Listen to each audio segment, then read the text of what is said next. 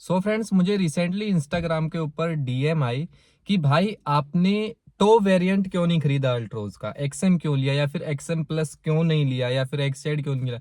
तो आज की इस वीडियो में मैं आपके सारे डाउट क्लियर करने वाला हूँ। जब भी कोई नई गाड़ी खरीदता है तो उसके माइंड में एक सवाल जरूर उठ के आता है कि मैं इस वाली गाड़ी का कौन सा वाला वेरिएंट खरीदूं, कौन सा मेरे लिए वैल्यू फॉर मनी है, किसमें मेरी मनी वेस्ट हो रही है। तो आज की इस वीडियो में मैं आपको सारे डाउट क्लियर करने वाला हूं। बहुत सारी चीजें हमारी गाड़ी के अंदर ऐसी होती हैं जो हमें पता ही नहीं होती और हम उन्हें एक्स्ट्रा पैसे देके ले लेते हैं गाड़ी के अंदर।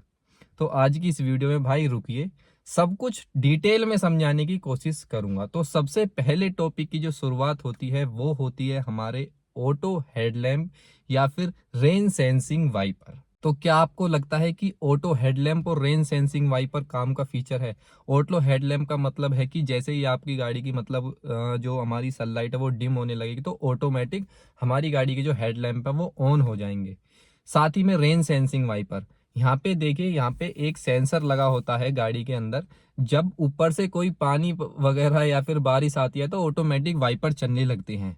अब भाई ये बात सोच के देखिए, जैसे ही आप गाड़ी लेके चलोगे, इतने सारे काम करोगे गाड़ी के अंदर, तो आपको हेडलाइट ऑन करने के लिए 1 सेकंड में कुछ दिक्कत है? अपने हिसाब से आप एडजस्ट करिए, उसका लेवल अपने आप एडजस्ट कर लीजिए, कोई दिक्कत नहीं है। और साथ में रेन सेंसिंग वाइपर, 1 सेकंड लगती है भाई वाइपर को चलाने के लिए, उसके लिए आप 1-1.5 लाख रुपए फालतू दोगे? ये भी वेस्ट है बिल्कुल। और साथ ही में एक और नेगेटिव पॉइंट है रेन सेंसिंग वाइपर का, जो पर्सनली मुझे लगता है, भाई गलती से ऊपर किसी का भाई थोड़ा बहुत भी पानी गिर जाता है ना तो वो अपने आप ही भाई चलने लगते हैं, क्योंकि वो तो भाई जरूरी थोड़ी है कि बारिश का ही पानी हमारी विंडशील्ड के ऊपर पड़े।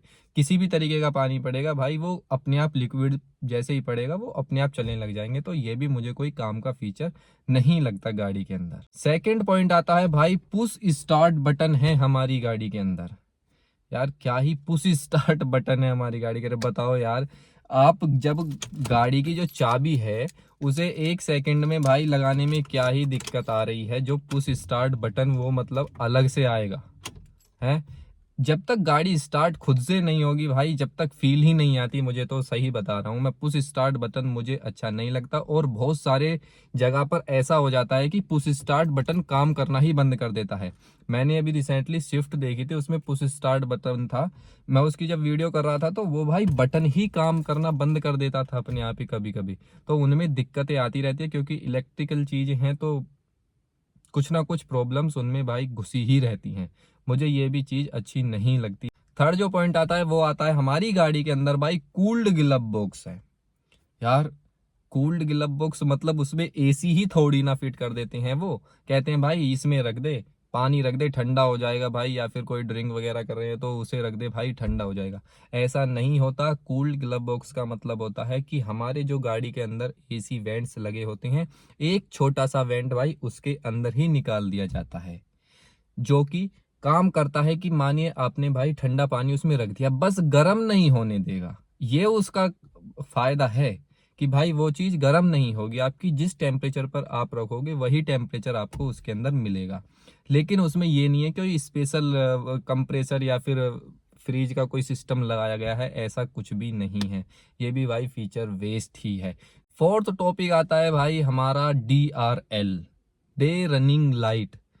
दिन में भाई चलते हैं, हमारी तो भाई गाड़ी के अंदर DRL ही नहीं है तो हमें अच्छी नहीं लगती।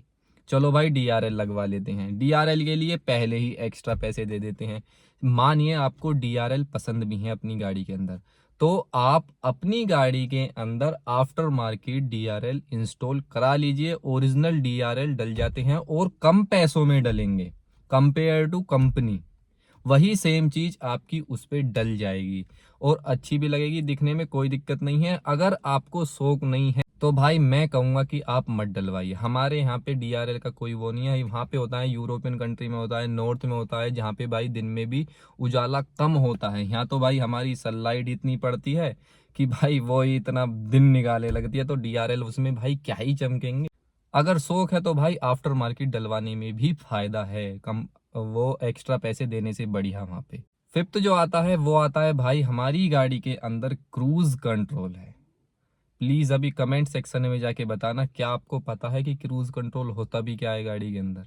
बहुत सारे लोगों को पता भी होगा, अब तो सभी गाड़ियों में आने लगा है, लेकिन टॉप वेरिएंट में आता है ये फीचर। बेस वेरिएंट में कभी क्रूज़ कंट्रोल आपको देखने के लिए नहीं मिलेगा। ये जो गाड़ी है अल्ट्रोज के अंदर भी वो टॉप वाले में आता है, इसमें नहीं आता। तो भाई क्रूज़ कंट्रोल का क्या फ़ायदा, आप सोच के देखना। कभी आप अपनी मार्केट में जाओ या फिर कहीं लोकल में अपनी गाड़ी को लेके जाते हो, तो हमारे यहाँ के जो रोड हैं वो इतने अभी प्रोफेशनल और सक्सेसफुल नहीं हैं जो लोकल मार्केट के होते हैं कि भाई वहाँ पे हम अपना क्रूज़ कंट्रोल लगा सकें, चला सकें एक्टिवेट करके। क्रूज कंट्रोल का मतलब होता है, मानिए आपकी गाड़ी 80 की स्पीड में चल रही है, तो आपको वहां पे सेट कर देना है, ना ही वो ऊपर जाएगी ना ही वो नीचे आएगी। जैसे ही आप एक्सीलेटर पे पैर रखेंगे तो ही वो ऊपर नीचे होगी, वरना आपकी गाड़ी बिल्कुल सेम स्पीड पे क्रूज रहेगी।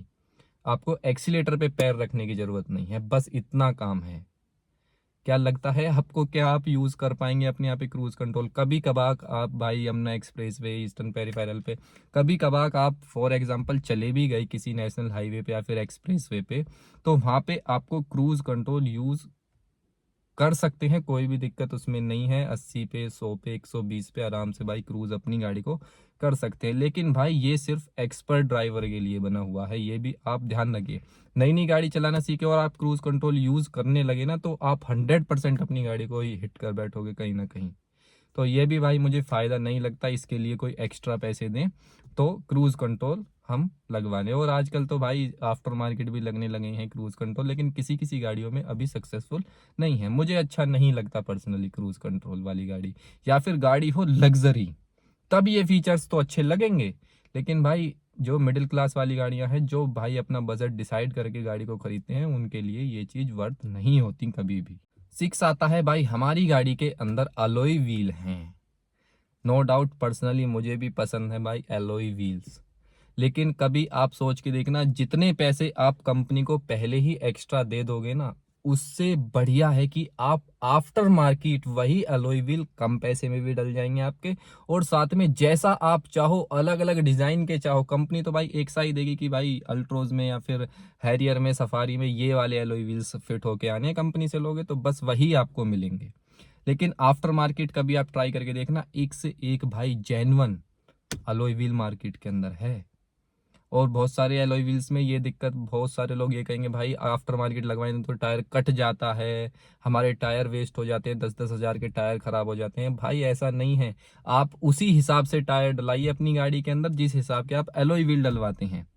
आप 16 इंच पे 18 इंच दबाओगे तो भाई दब के चलेगी, वो टायर कट जाएगा, तो ये दिक्कत आ जाती है अलॉय व्हील में। लेकिन आप आफ्टर मार्केट कभी ट्राई करके देखना, अपनी मन पसंद के और साथ में कम पैसों में उससे जबरदस्त एलॉय व्हील आपको मार्केट के अंदर मिल जाएंगे। ओरिजिनल भी आप डलवा सकते हैं आफ्टर मार्केट, उसके लिए भी आपको एक्स्ट्रा पैसे देने की जरूरत नहीं है, क्योंकि आप अगर अलॉय व्हील वाला वेरिएंट लेंगे तो आपको और ये एक्स्ट्रा जो फीचर्स है ना, बेमतलब के, बेफालतू के, ये भी आपको फिर मिलेंगे। तो कुछ चीजें आफ्टर मार्केट कंपनी वाली ही आप डलवा सकते हैं। जो हमारा नेक्स्ट है वो है भाई, हमारी गाड़ी के अंदर सनरूफ है। क्या आपको लगती है भाई सनरूफ अच्छी? अब भाई ड्राइवर गाड़ी चलाए या फिर उसे सनरूफ को देखे, हैं? वैसे तो हम क्या काम करेंगे भाई, ये जो शीशे होते हैं इन पे भी भाई वो कर्टन्स लगा देते हैं कि बाहर की जो लाइट है वो नहीं आए हमारी गाड़ी के अंदर। ठीक है, प्राइवेसी के लिए लगा देते हैं, चलो वो भी बात मान ली। लेकिन भाई मुझे वर्थ नहीं लगती सनरूफ के लिए एक्स्ट्रा पैसे देने। अब एक्सएम वेरिएंट है, एक्सएम वेरिएंट में भाई 40 से 45 हज़ार रुपये फालतू है सिर्फ सनरूफ के। इस वाले वेरिएंट में बाकी सब कुछ सेम, लेकिन 40-45 हज़ार रुपये सिर्फ सनरूफ के लिए। यार इससे बढ़िया गाड़ी के अंदर अगर मैंने 50 हज़ार रुपये और लगा दिए ना, तो ये टॉप तो टॉप पता नहीं क्या बन जाएगी, और सारी अपनी मनपसंद की बन जाएगी।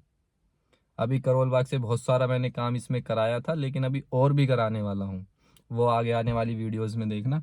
लेकिन भाई वैसे तो ये प्राइवेसी, वैसे सनरूफ चाहिए, मुझे नहीं वर्थ लगती भाई। और उसमें रिस्क भी है, अपने भाई छोटे बच्चों वगैरह को उससे बाहर ना निकालें, क्योंकि देखो टाइम का तो कुछ नहीं पता, लेकिन फिर भी रिस्क तो है। सो फ्रेंड्स, यही थे कुछ फीचर्स जो मुझे वेस्ट लगते हैं। अगर आपको इनमें से कोई मनपसंद फीचर लगा तो प्लीज़ कमेंट सेक्शन में जाके बताना कि भाई गाड़ी के अंदर ये चीज़ होनी ज़रूरी है।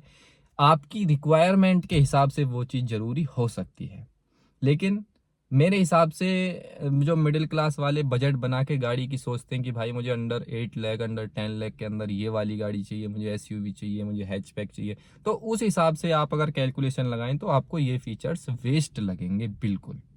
सो आई होप आप लोगों को ये वीडियो पसंद आएगी, पसंद आई तो लाइक करें, सब्सक्राइब करें।